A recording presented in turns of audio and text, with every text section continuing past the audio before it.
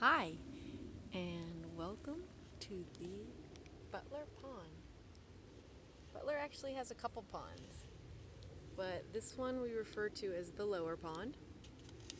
And I've been using a net here to reach out as far as I can without falling in and grab a sample of pond life.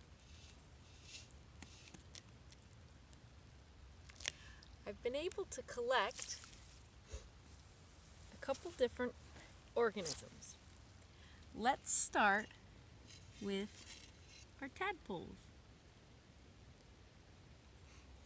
These little guys will grow up to become toads. And over here we have an orb snail and a little pond snail.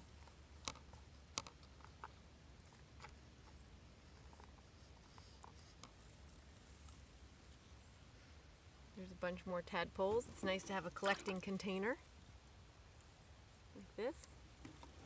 And over here, it's going to be hard to see, but we have a mayfly nymph. Right there. He's beige looking.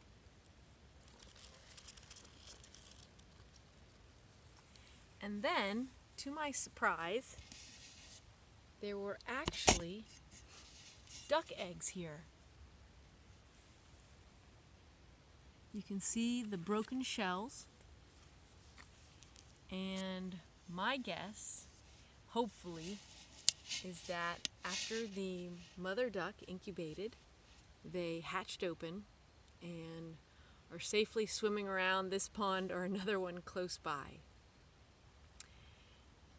Here's another view, 360 view of the pond on a quiet evening.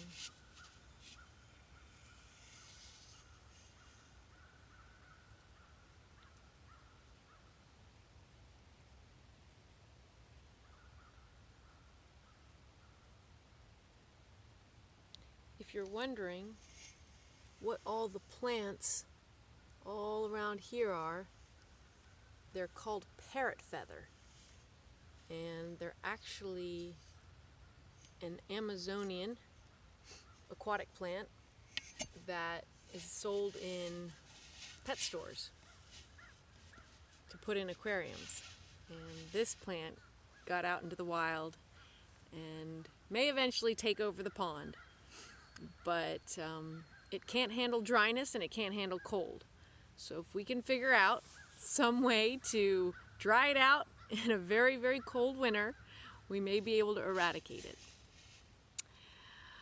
That's all we have for today, but I hope you're able to find your local waterways, whether it be a pond or a creek or even a lake, that you can go out and visit and do some collecting on your own. I highly recommend this book. It's called Pond Life, and it's one of the golden guides from St. Martin's Press. And it's got lots of great color pictures in there and an index that you can follow. Thanks for joining me this week. See you next one. Bye.